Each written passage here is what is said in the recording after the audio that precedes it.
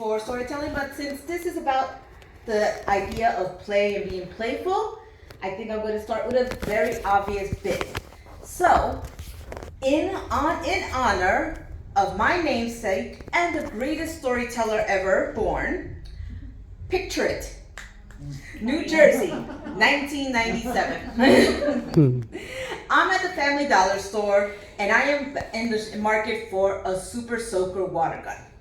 I didn't, at that time you could still get the realistic ones, but I wanted the serious Super Soaker because I was going to be part of a staff water fight at the for a summer job that I had.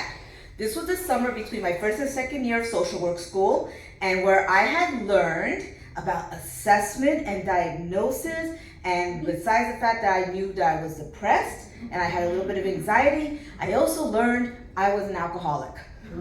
About a month after I figured that out, I started going to AA, and I was barely 2 weeks sober when I reported to my job as a workshop coordinator at a summer youth employment program in Brooklyn.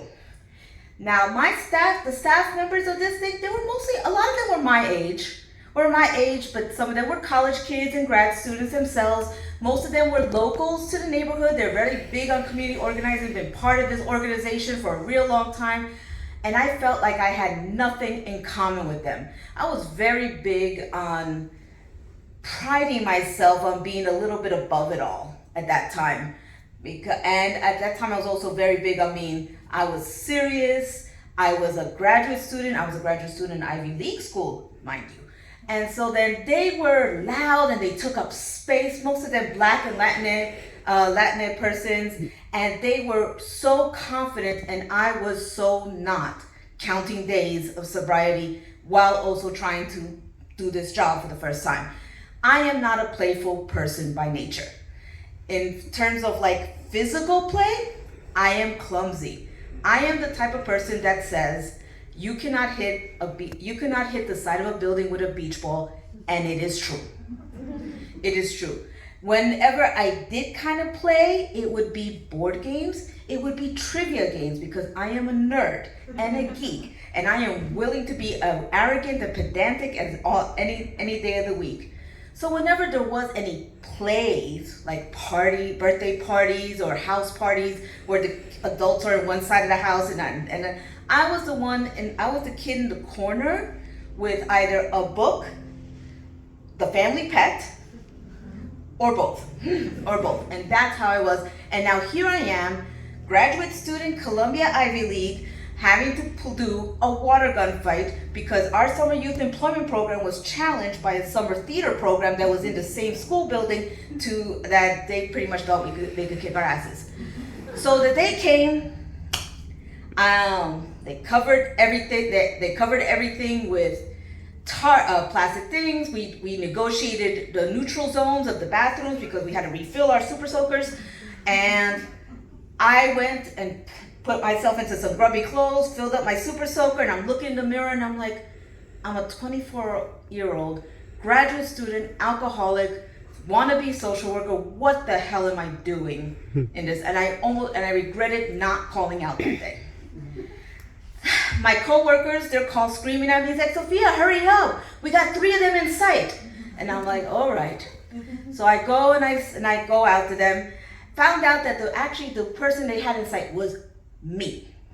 Because my co-workers turned around and they just all blasted me with their Super Soakers. Bam, bam, bam.